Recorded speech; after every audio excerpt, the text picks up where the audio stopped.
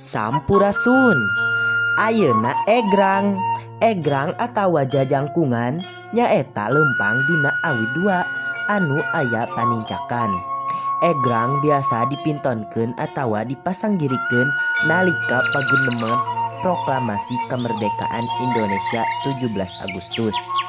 Persi sejana diulinkeun oge nalika sunatan.